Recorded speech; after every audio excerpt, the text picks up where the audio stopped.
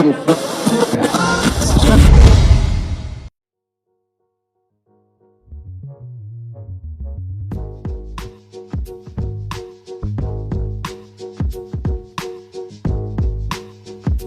to the latest episode of the Timers Playbook. Remember to like, share, and rate the content at the end of the podcast. And we're finally live on YouTube, even though it's only audio, but we're there. Sam, how are you doing, man? Hey, I'm good, man. How are you? Yeah. No, hey, I'm tired, boss. You know, it's a third day. Yeah, Hey, Joe. I'm not sleeping well. I think it's the third day now. We don't have electricity. You mean water? I'm sorry, water. No electricity either. Really? So the solar's not working. Jeez, man. So I'm hasn't chosen. You have to have solar nowadays. So last night, solar hasn't been working for about 2 weeks. Jeez. Apparently, the installation. So the solar's in the building. Mm-hmm. They fucked up the installation, and then there was a electrical fault, and there was a lightning strike. Yeah. Sninding figure inspector la. Yeah. So I don't know. There's a board of solar inspectors, or is it from the? It's probably from the city. From the city, or so they proper fucked up the installation of the building of the solar. Yeah. Now the solar's not working. So Izolo, we were hit by load shedding, and we haven't had water for it's the third day now. Sure. Ne? This is the lovely northern suburbs of Johannesburg. It's a lot. You know what I'm saying? So Senzani, I don't know. Cool. So today, man, we want to talk about extracurricular activities. So fathers, we find ourselves drowning in ballet practice, music, drama, and there's a ton of things that are happening that kids have signed up for, or we feel that they should be signed up for. And it's something that I battle with, So every time I hear a parent saying, I've signed up my kid for this new thing, I'm always like, shit, am I missing out now? Should I be getting my kid on this thing, whatever that thing is? Yeah. So what's your kid now, the one that can do extracurricular activities currently on? And why did you guys choose those? Sure. I don't know. When I was thinking about this, I was thinking, is this a problem of modern parenting? Also, the so-called pitfalls of modern parenting, and if it's just something that, even if you want to take it further, you wanna say maybe there's even a class lens that you could add to it. Is this a problem of the so-called just middle class, who worry about this thing? But nonetheless, I think it's interesting to think about and to talk about, and it's something that I'm still grappling with. For example, Uzano now is turning 6. He's currently just playing soccer, if I'm really thinking about extracurricular activity. And even then, we half and half, not fully committed to it. I think he's doing it because his mates are doing it and it looks cool. And I don't necessarily know that he is as talented. No, we know that. Hey. You have no. I'm saying you have your doubts about that, and I said give the boy a chance. Okay. No, fair enough. No, they're all the same, really, at the moment. Don't worry. Yeah. So, but I mean, they do say it's let them try everything, and then you see what lands. So I think that's. Oh, he's also doing swimming. Yeah, and swimming is important from a safety perspective. There's a pool at home, and he loves it. Yeah, exactly. There's a pool at home.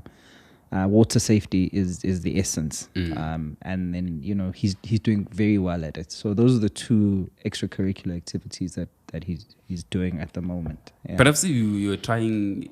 What is it? Coding. Yes. So that's one thing. Yeah. So I have my set of desires, that may not necessarily have anything to do with him. Yeah. But that I think is important, So we took him for a trial class at coding, and it was a hit. He absolutely loved it. There's a trial class. You spend 90 minutes with the computer and an instructor, and they gave him a template and they helped him code a game. And by the end of that 90 minutes, he had semi-coded this game. Okay. And, it was working. Yeah, one manje nami sengifuna ukwenza coding manje. It's a skill of the future. Coding is a skill of the future. I think if anything, you probably will have a better success rate at that than maybe a sport. That's interesting. Because there's these clips that before now you were doom scrolling on TikTok. There was a guy, I can't remember what his title is, and he was saying the future isn't. He's in technology anyways, right? But this is just his take, that the future isn't necessarily in coding because programming must be done so well that everything is automated and you never need coding. He's talking about AI, basically. Oh, interesting. And so it's a short clip. So it wasn't actually saying then what would be the skill of the future, because if everyone is learning coding at some point, understand, then we're taking ourselves out. But the way the world is moving now, even in my industry, like in filmmaking, I think there's a new thing that came out where it can literally, AI you can manifest cinematic type movies just with the click of a button and a few prompts. Sure. That's scary. It's scary to think about. That is very scary. Yeah. So, talking about this thing of maybe it's a middle class problem. Because I was thinking also about me when I was growing up. I don't remember having extracurricular. Like regimented. Yeah. Now tap on a Monday. Tap on here, do this. Yeah. Must go there. So that's what I'm saying. That's the thing I feel is that should we be doing all of this for the kids? What really is the benefit? Because there's no ways of judging from each thing to another. It's more about us, the parents, and feel that they should be doing all these things. Yeah. And are they really missing out on all that stuff? Yeah. But also at school, I mean, they do have extracurriculars at school. Actually, yes, that are built into the main curriculum, so to speak. Yeah. Yeah. So then when do they have playtime then, if these kids are overscheduled like this? Precisely. It's interesting. I agree with you that I think when we were growing up, we weren't necessarily as regimented, where it was like on a Monday, you do this, on a Tuesday. There was a bit more, call it an organic sort of approach to these things. And most of the stuff that we were doing was centered around play. I love football, so I'd be on the street playing football. The whole time you're there, the whole day. You know what I'm saying? And then things like track and field, you would mostly do those things at school in any event. Like maybe during PE or whatever, swimming. You'd go swimming during the school day. So, which possibly nullified the idea of on a Monday, this is what you do. On a Tuesday, this is what you do after school. On a Thursday, on a Wednesday, Thursday, etc. But I came across something that I thought was interesting, where they talk about the sort of 8 factors. I mean, I think 8 is a random number, but that's just how they put it. And I'll just go through them quickly. The 8 factors to consider when choosing a what you call a extracurricular activity. So they talk about desired benefits. They talk about the child's interest, and they talk about budget. They talk about bankability. I feel like budget should be at the top. So they talk about bankability. For example, if you're looking at your child and you've already assessed all these things, is it possible for your child, that this talent can lead to a scholarship, can lead them to a career in future, which I thought was interesting. And then they talk about things like, that other people see that we don't necessarily see in our children, like your teacher's recommendation, and then maybe your teacher saying, hey, maybe you want to put your boy in this and this and this because we've seen this and this. I mean, they spend more time with them in any event, Talk about accessibility, like practical stuff as well, like accessibility and travel time. Is it worth it? Does it work? Time constraints, is this an overload on the kids? What is it that you want your kids to get out of this? And is it also worth the time that they spend on it? And then the commitment required, because I think that's also something that we don't necessarily think about, and that's commitment required from both the parents and as well as, the child. Do they have what it takes? And does it have a age? Because I feel like age is important. Our kids are 6 at the moment, right? Yeah. I mean, what are these people going to commit to really? Yeah. So that's an interesting question, because they don't necessarily address age, but they just, I think it's an attempt to help parents, the modern parent. I'm critical of us as modern parents. Yeah, no, sense are cool. Yeah, and also I think so. Everything related to children. Well, not everything, most things. It really does feel like a money-making scheme, and just a way for us to feel better about ourselves. That our kids can do these things. Yes. Because when I, like I was saying, when I look at it, right,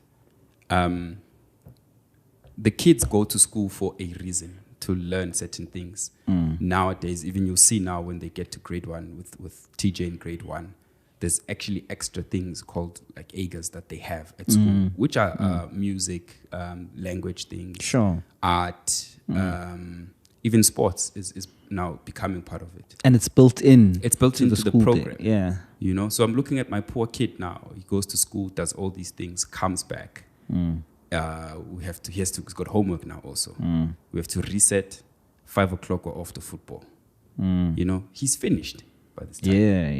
You know what I mean? So I'm feeling like, okay, if he's doing football and all these other kids are doing other things like cultural, art, music, like, when does the kid get time to be a kid?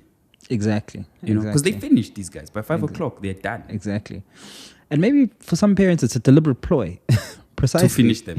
To exhaust their kids so that they don't have to do the hard yards in parenting. Yeah. And I don't judge, For sure. There are those days where you're just like, I don't want to parent, Yeah. But I think you're right in the sense that I think a lot of it is a projection from us onto our kids. It's almost as if we like living vicariously through our children, and it also comes from a good place, right? But then they do say the road to hell is paved with good intentions. Nah. Yeah. where I think the logic and the thinking is that we never had these opportunities growing up. Therefore, I want to be able to give my child access, especially with us black so-called middle-class parents, is that we come from a particular lived experience. And then when we begin, as we are parents now, fairly young parents, our idea is to want to parent better, which I don't necessarily think, it's not a bad thing either, but it can also come with its drawbacks. And then the thing is, we say we sort of want to correct the quote unquote wrongs that our parents did and that we had in our childhood and through that lived experience. And I often think that we go to extremes when we do that, and then we find that our kids are overloaded with all these things that we think are necessarily beneficial to them. But when you sit down and think, have we really given deliberate thought to what it is that we're trying to achieve by putting our kids in these extracurricular activities? And that's something that I think is worth thinking about, to say, have I actually really considered, what it is that I want my child to get out of this experience? And is it really about the child? Is it really about the child? No, now that you say that, it's going to be interesting then for them when they're older, in terms of how they view us as parents. All this stuff. It's like, or they be like, oh, no, I'm so glad that my dad put me in everything. Or they're like, what, dude, it was hectic. I didn't have time to do anything else, and my dad was forcing me to be I absolutely coder. hated it. I didn't want to be a fucking coder. I actually do want to play football. Yeah. But you're right. I think it's us about the parents. It's about the parents. Because at this age, the kids don't wake up and say, I want to play guitar. True. They really don't. They barely do. Yeah, but they say they want to do everything that they see. For sure. If they see drums, they want to play drums. If they see this, but it's not a point of, okay, dad, go sign me up for this. Okay. The sign-ups is always the things that they want, for the most part. They always want a PlayStation or some sort of console, Xbox, whatever. They definitely always want that. Yes. Right? If they see a musical instrument, they want it. Yes. It's mostly toys. It's mostly those things. No kid, I've never met a kid who's come to me or to their parents and say, mother and father want to do Kumon. Hey, nothing wrong with Kumon. No. I haven't sent my kids to Kumon. I feel bad. Yeah, that's why I'm knocking it. I feel bad. I want to send them. So I can say, my kids will do Kumon too. By the way, what is Kumon? I have no idea. I just see this thing all the time. It's maths. Is it some sort of maths? Yeah. Yeah, no, nothing from Baffa. so that I can say, no, they did Kumon. Yeah, And now, when I saw go coding, I get mind. Yeah. No, coding, for me, coding is actually, I think, going back to the clip that you're talking about where this guy says it will be neither here nor there. Well, in a country like South Africa, I don't think we're close to that reality. Yeah. And I think as an emerging market country, so-called, or developing country, coding, there's still a high ceiling, for skills like coding. And so I still think it's worth the pursuit. But anyway, what I wanted to say also is that I'll give you an example. When you're talking about us as parents and us possibly forcing our agenda on our kids, when I grew up, I used to play the piano / keyboard. So. Did I want to play the keyboard? No. Maybe initially I did. I was fascinated by it until my dad formalized it. My dad, the one day, came back, bought 2 keyboards, brand new, put there. Listen, boys, you are now going to play this thing. It was forced. Every Saturday, there was a band. I just forget the name of the band, but it was very popular in the 80s in KZN. Very popular band in the 80s. And my dad was just the consummate music lover. So what he did is he got the guy who played piano in that band every Saturday to come to my house in the mornings. Really? Yeah, to teach my brothers and I how to play keys. So my younger brother escaped it because I think he was just too small. But my older brother and I were on keys every Saturday. The result is my older brother, also a musical genius, like really musical. For him, it was just a natural extension of who he was and his interests. Yeah. And he just flowed, He was great. My brother could sing. He was just my brother was an all-rounder kid. My older brother, he's just an all-rounder. So he could sing, he could play keys and whatnot. So for him, the experience was great. And he played for many, many years thereafter. I learned how to be functional on keys, but I hated the experience. And as soon as I left home, I rebelled. I was like, I never want to touch this thing again. Now you're married to a musician. Now I'm married to a musician. The irony, So it can have a dual effect. It could either be that your parents are setting you up for something that you never knew you needed. Sure. Or it could be like in my experience where like I hate this stuff. I never want to touch it. But music is such a big part of your life now. It is. It's starting to make sense now. It is.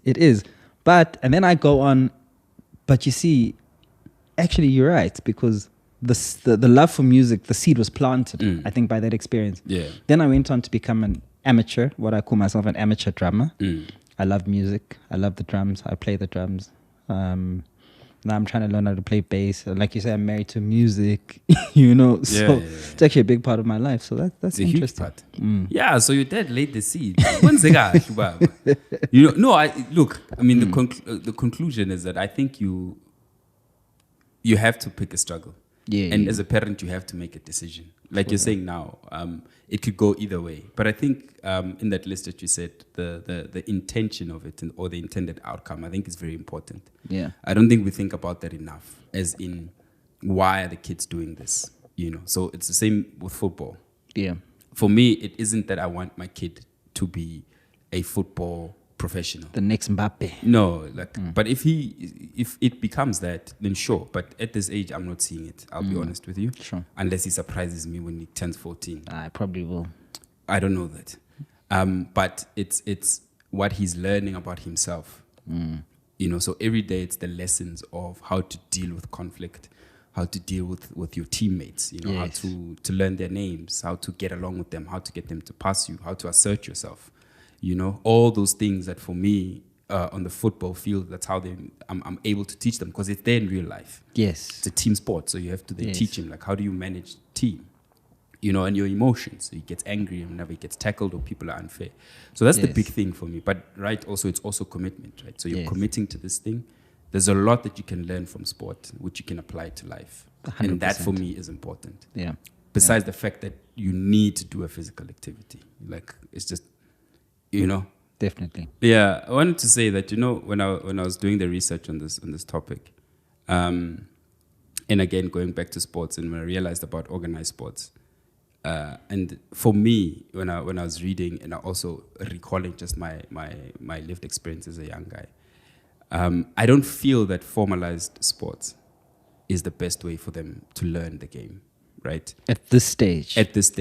Because I remember when I was young, like especially in the hood, when we were playing football, we were forced to learn to organize ourselves, right?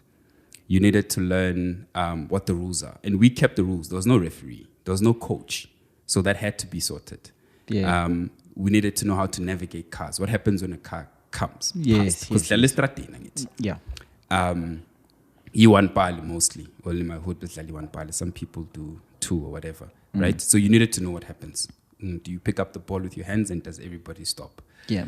If Ibola Luele next door, Mam Charlie, which was a real thing, because Mam Charlie's crib was and she probably wasn't the nicest lady in the hood. She wasn't. Yeah, no. It was a nightmare. So when it falls in, Mam Charlie, Mam Charlie, you have to check where they are. The gate is always locked. So you check, and if the coast is clear, we'll jump fast. And they had dogs. So, oh my goodness. So they got the typical. The grass is overgrown. Yeah. There's dogs. Yeah. So like most of the time you probably have to go in at night. Jeez. Or wait for the kids to leave. So when the kids are leaving, then you're like, hey, yeah. But that's basically the things that you knew that you had to deal with, right?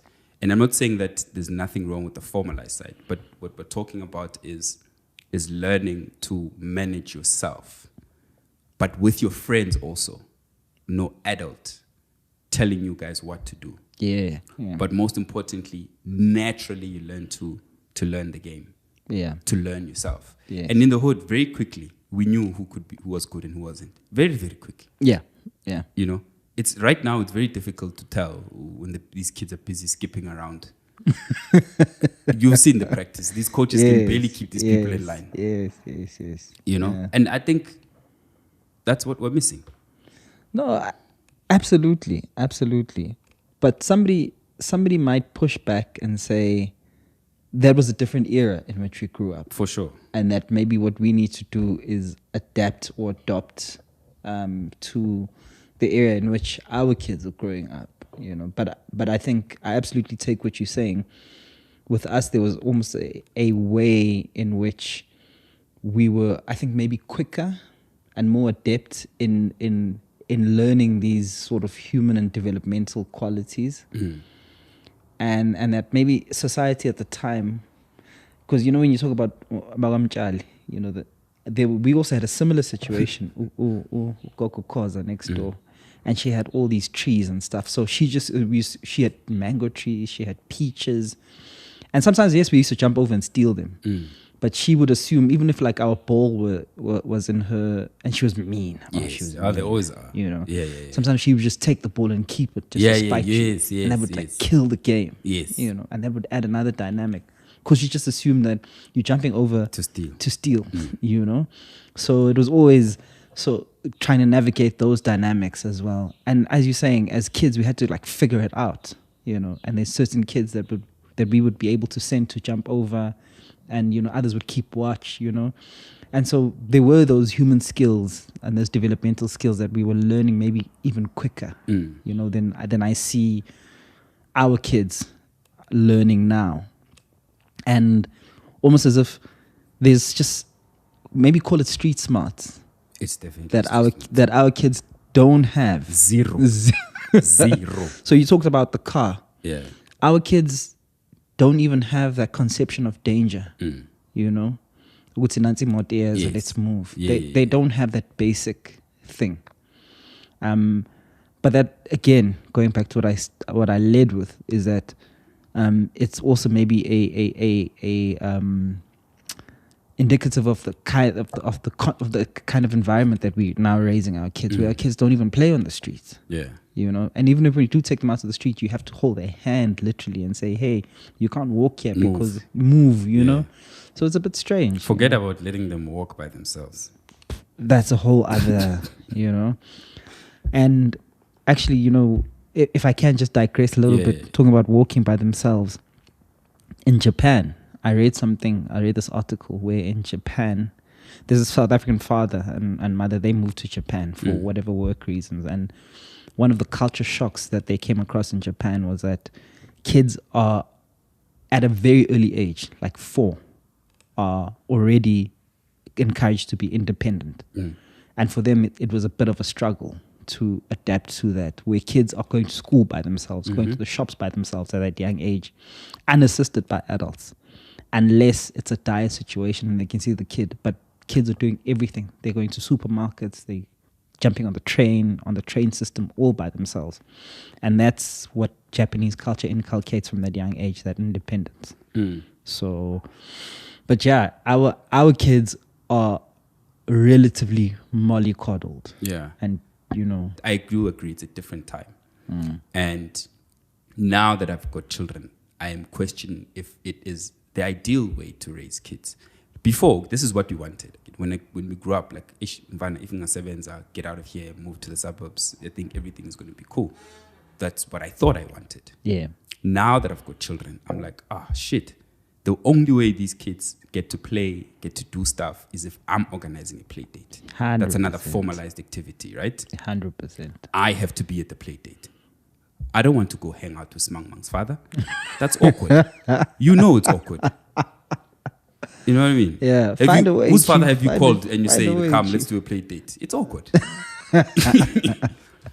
But again, we have to be there. So now we are involved.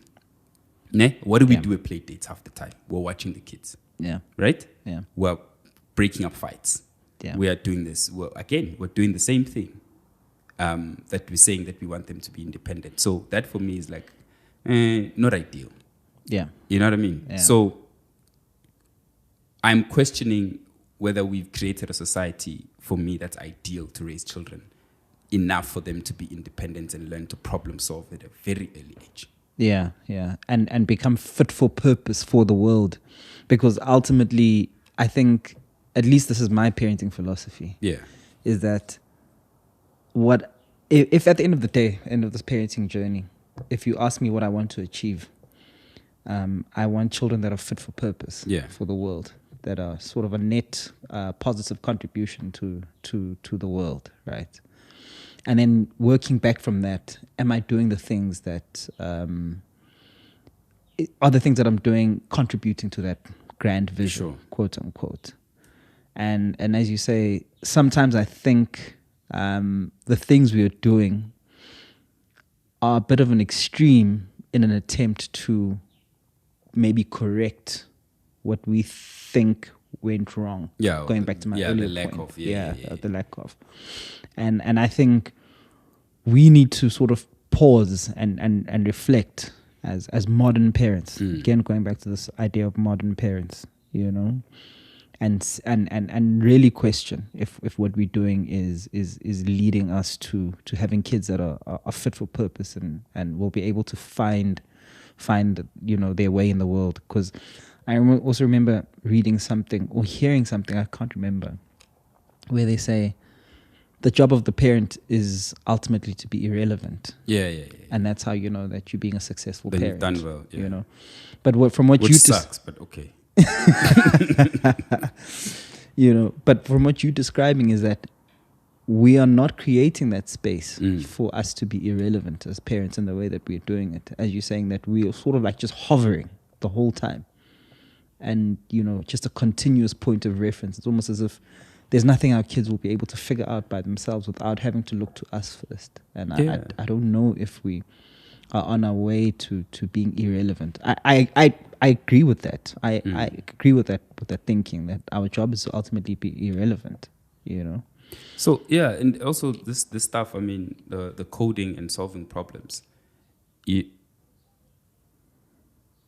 How are they going to solve problems if they aren't of the world?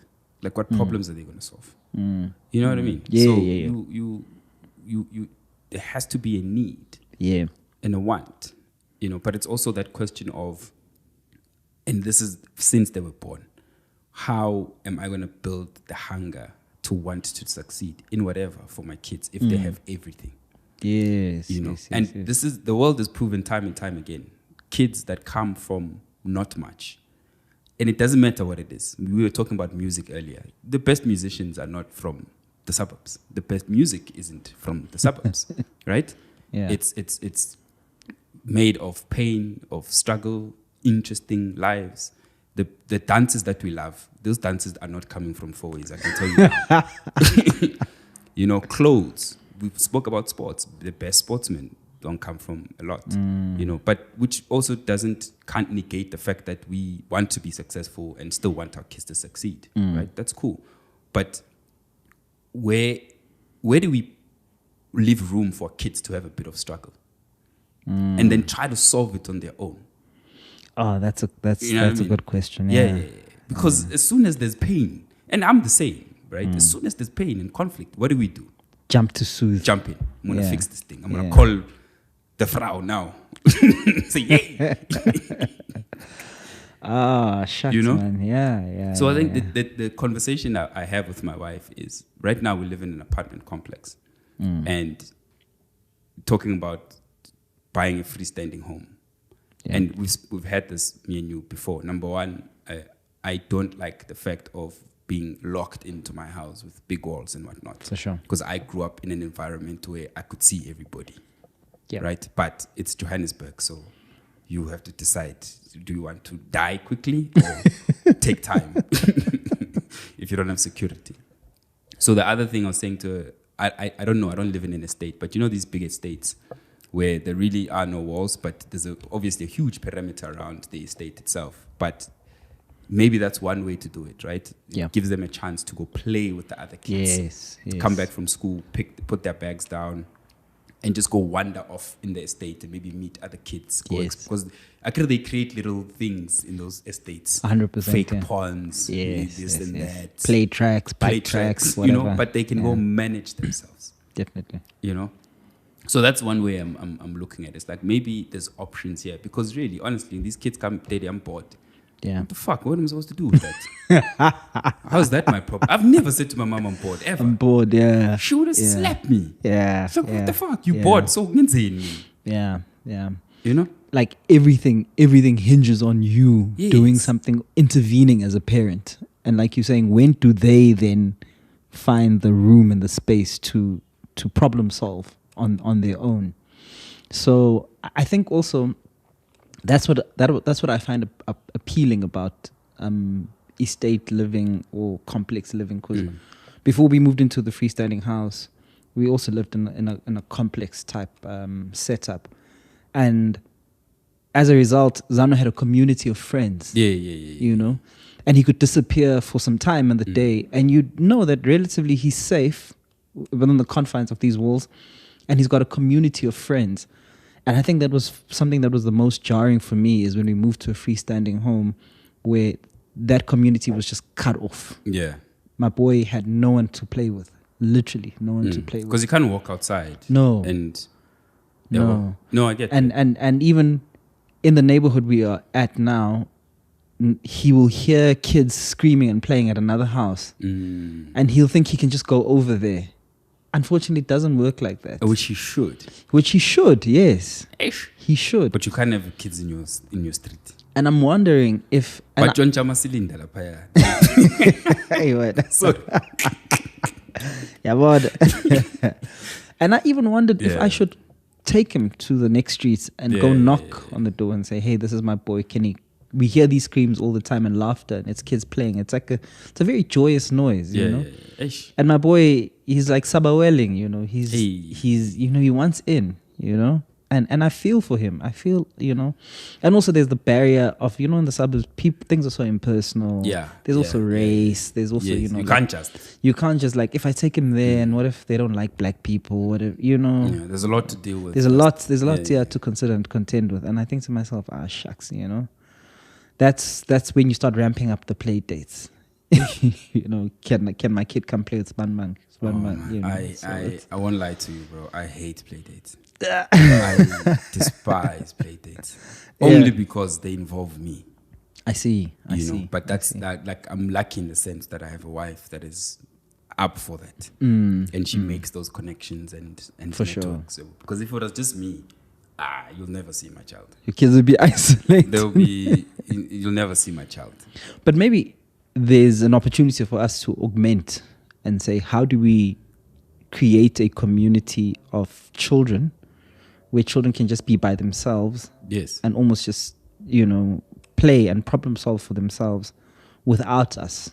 And maybe that's something that's worth, thinking about now in order to try and find this middle ground, obviously between the concerns we have as modern parents and the kind of society we're raising the children in, where it's not safe and they can't necessarily just be let to roam the streets, but then we create a conducive environment where they can play and find themselves. Yeah, I think you're going to have to build a neighborhood like that. I think you must build a neighborhood, or find like-minded people. And I've said this in the podcast many times. So far, it's my only conclusion. Okay. You either move to a neighborhood like that or you build a neighborhood like that. Okay.